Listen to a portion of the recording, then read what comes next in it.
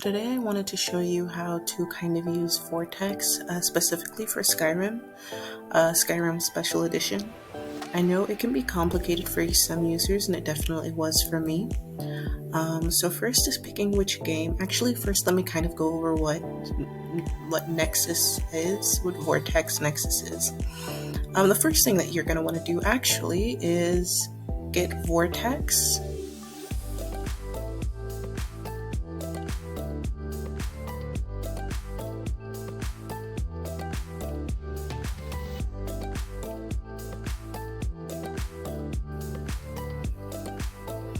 And once you type that in, it's going to make sure you land here, and it's nexusmods.com, and you can just download the latest version, and you're going to need Vortex first and foremost.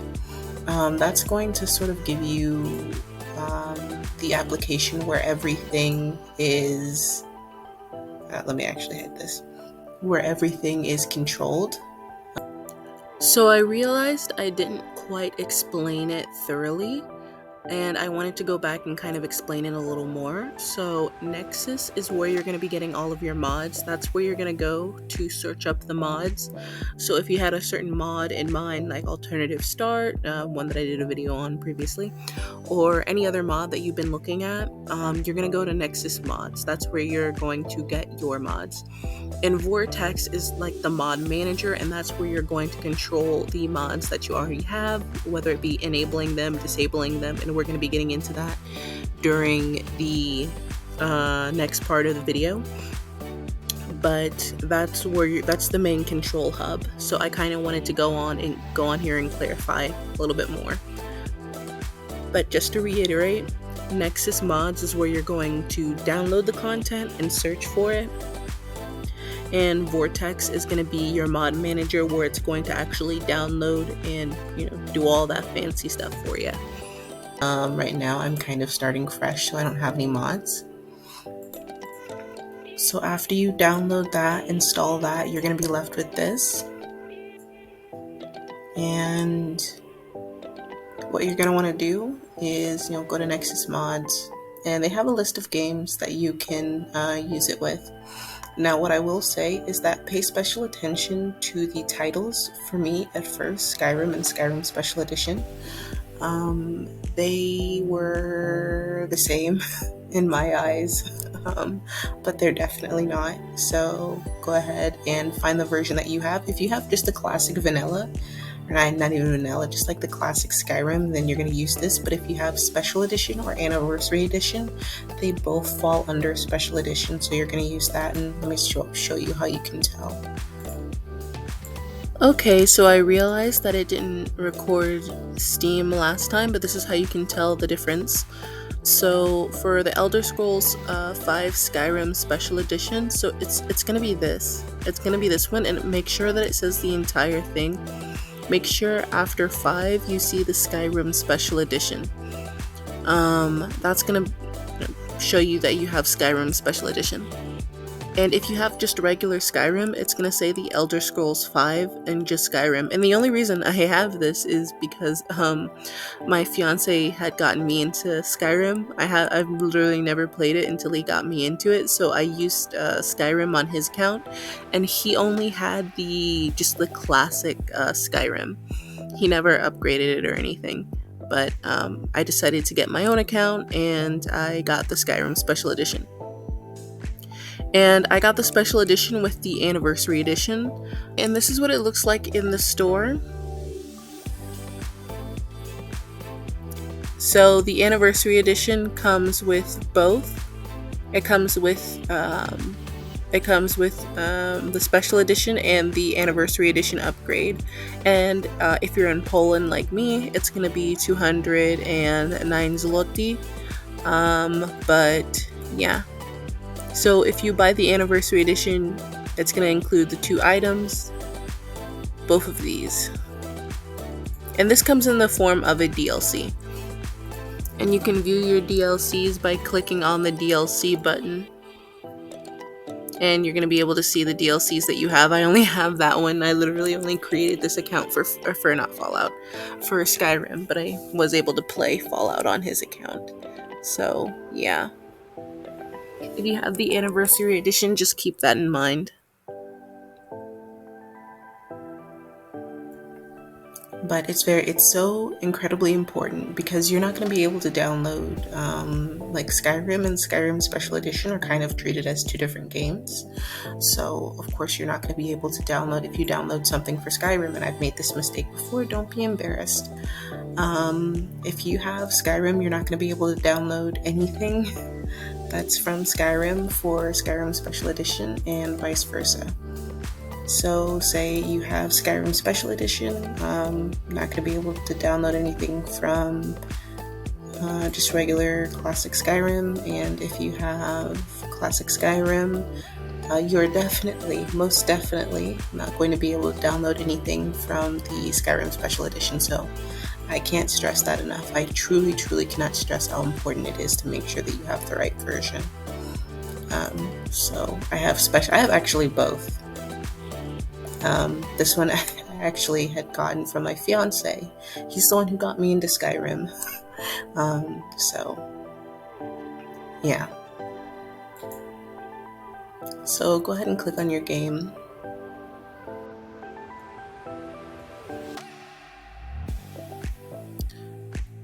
Okay.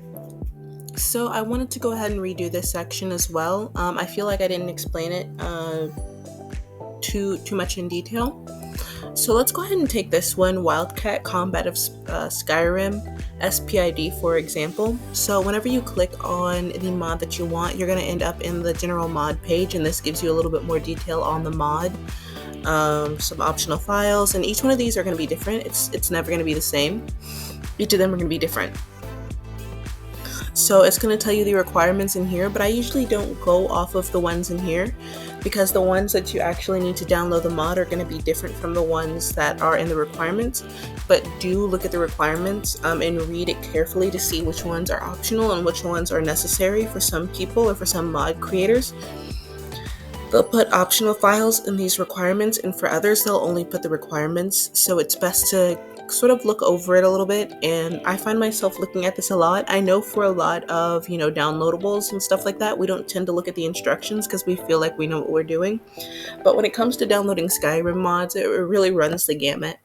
So taking a look down here and seeing, what do I need to install it? What programs am I going to need to run? What do I need to have it open? And how do I run this it's going to be pretty important. So I would highly recommend just looking over it and making sure that you have, everything set up properly to the creator's, but what the creator tells you to have it set up like. So what we're going to do first is we're going to click on it's going to say download, and we're never going to do manual, only because we have Vortex, and what Vortex does, it's magic. It'll figure everything out for you. It's going to take the headache out of everything.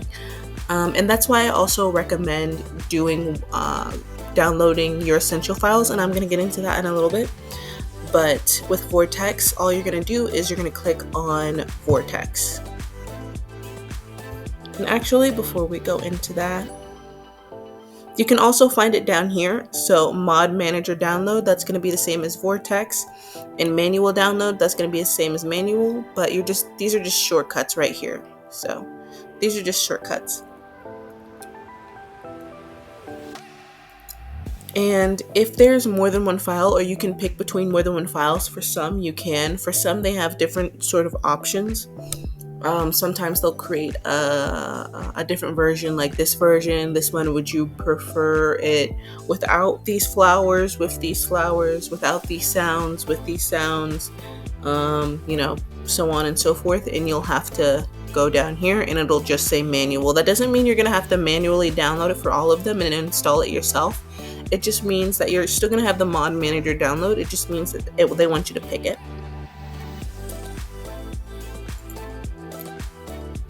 So after you click Vortex, you might see for some of them, they're not all going to have this, but for some of them, they're going to have the mod requirements. And this is what I look at mainly. Make sure that you have the mod requirements for the mod that you're downloading. If you don't, it's not going to work properly. So, for example, this one needs Spell Perk Item Distributor and Wildcat Combat of Skyrim. So make sure that you have these before you download the file, or else it's not going to work properly. And when it comes to animations, especially combat animations, I'm going to be doing another tutorial on this, on how to, quote unquote fix it, or how to enable it and everything. It's a lot with animations, but and that's not the same thing for the majority of the mods. So before you click that download, go ahead and click to see what else they need. And of course, I have it locked to this, so you're not going to be able to see my additional windows. But once you click on it, it's going to take you to the page that you need to download, and you're going to download it from there. And then you're going to come back to here, and then you're going to download, this. So you're just going to click download. And I'm not going to click download only because, actually, let me go ahead and I'll go ahead and use that as an example. But I think I already have this. And if I already have this, I'm going to use a different example. But yeah. Alright, so welcome to Vortex. This is where you're going to be spending a lot of your time. So if Nexus Mods is where we get it, Vortex is where we're going to be managing it. So you're gonna have a lot of tabs on the side here, but the main things that you're gonna be going through day after day is gonna be mods, plugins, collections, and profiles. And I found that those are the most common ones that I use on just a daily basis. Oh, and of course your dashboard. First, I want to go over the dashboard before we go over anything else, and it's automatically going to take you to the dashboard.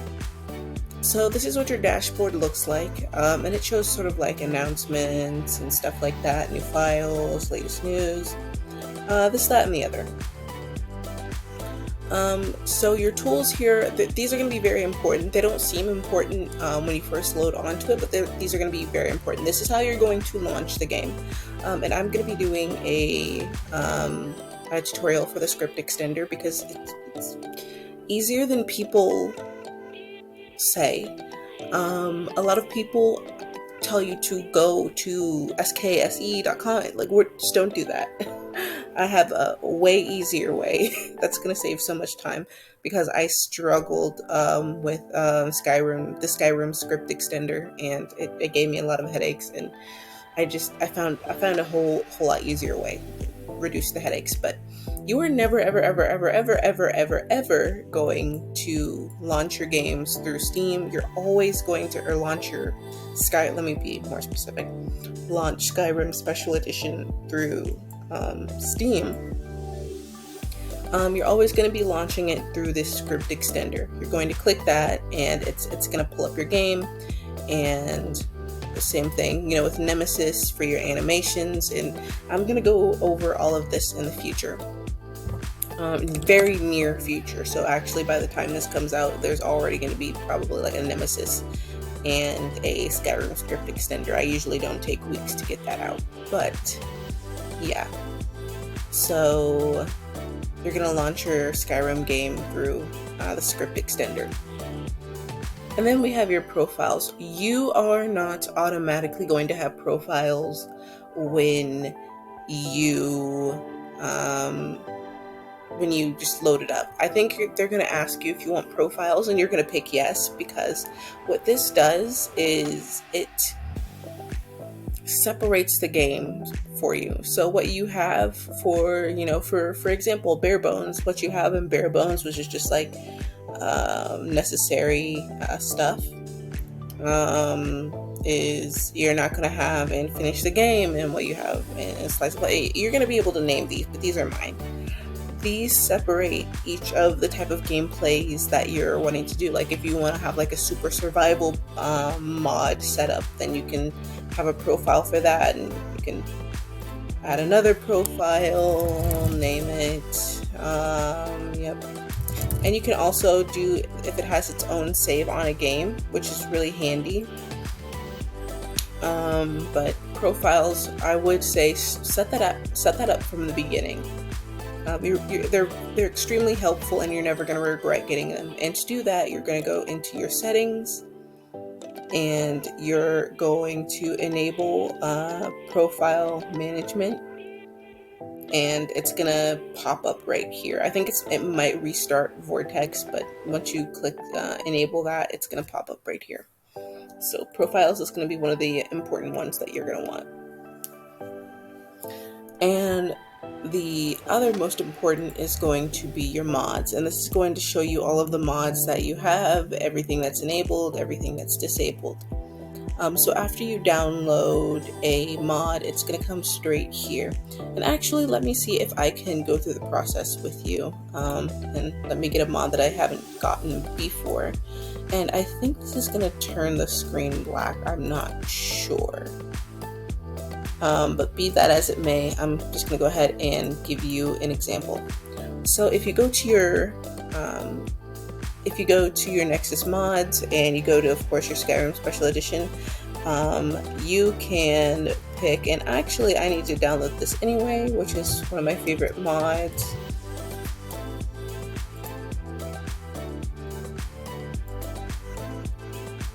And I'm going to go ahead and show you what it does here. After you click on Vortex, it's going to show that it's loading, KS Hairdo. It's going to show that it's loading in the game, and I had this before, and I started with a clean slate like I said on the beginning, but it didn't record most of it, so now we have to go back and do it again, which is perfectly fine. I still get to show you how everything's done. But you're going to notice on your active downloads, it's going to start downloading, and once it gets to 100, it's going to let you know as a little desktop notification, which is really cool. And I know you can't see it, but it's giving me a little desktop notification. So it'll let you know when it's finished downloading, and then you're going to have it in your library. And let me go ahead and create this. It's installing. Pay no mind to that when it's installing. So after it downloads, it's going to install, and you're going to see here, and it's going to just keep installing, and once it installs, it's going to turn into the rest of these. So it's going to be enabled by default and everything. So instead of waiting for that to install, let me go ahead and go on to the next thing. And say you were to get a collection, and this is the one that I recommend. This is mandatory for, actually, let me go ahead, and you can go on to Nexus mods, yeah, and it's going to say that it's installed and everything, and it's going to deploy. Deploying is extremely important, but before I go into deployment, actually, let me do that first before I get into that. So what deploying means is that it's actively putting it onto your game. So it's injecting itself into the game. If yours does not deploy, there is something wrong. For me, it's 90% of the time it's a cyclic issue. What that means is that whenever it pops up that there are some conflicts, and I think I still have the notification here. Yep, there's some unresolved conflicts. You're gonna just click that and click the use suggested. Actually, yeah, here. So here, and just click use suggested.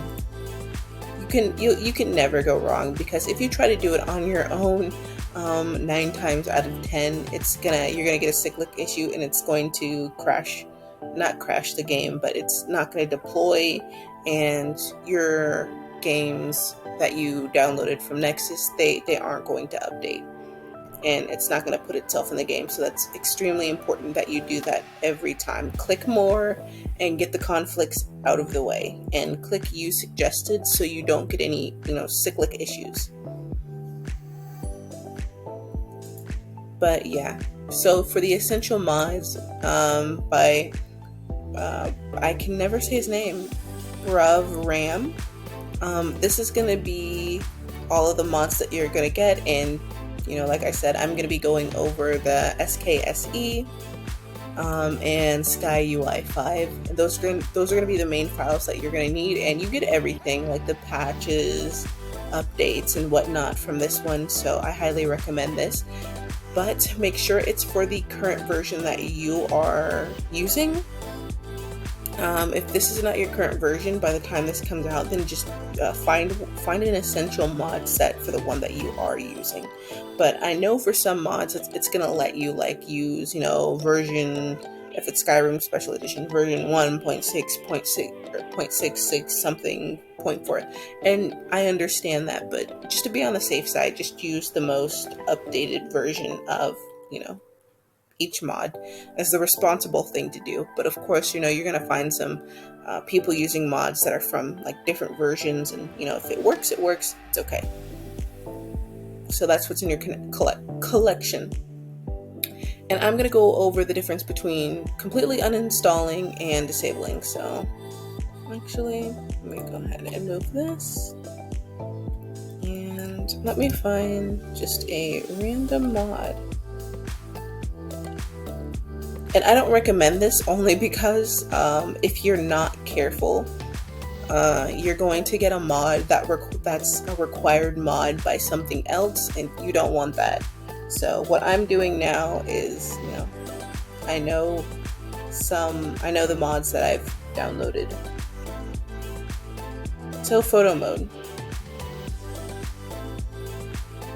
The difference, if you disable this, then it's just no longer going to be in the game.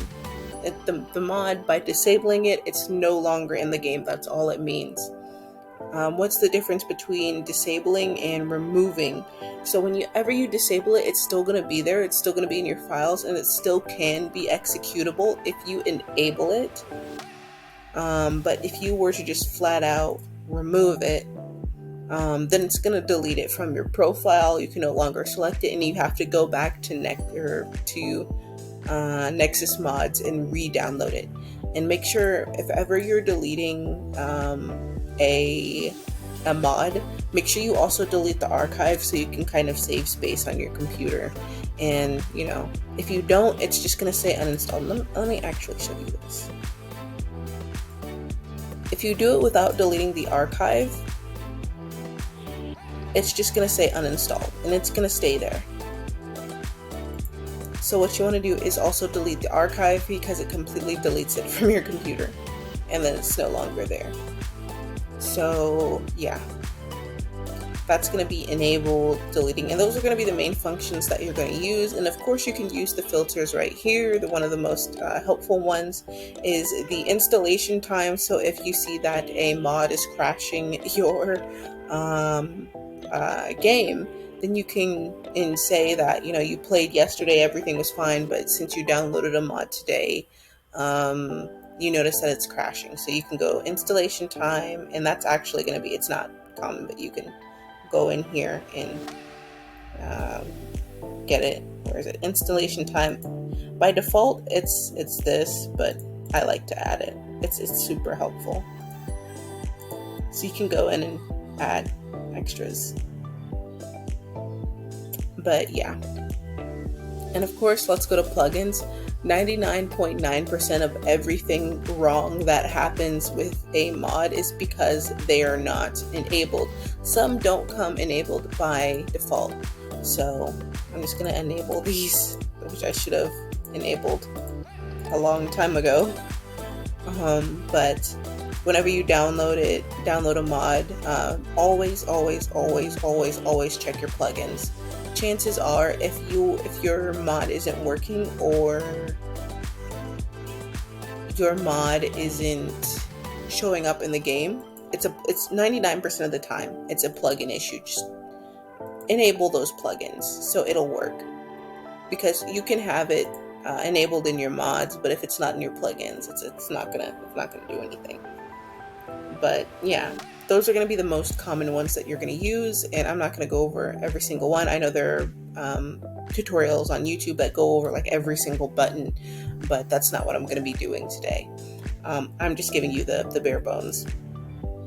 And just a quick reminder, just to recap, You're always going to load Skyrim from the script extender, or else it's not going to work for all of your mods. It's going to be a huge disaster. So make sure you play it from Skyrim script extender. But yeah, I mean, that's going to be the main things that you're going to need to know for using Vortex, Nexus mods, and everything.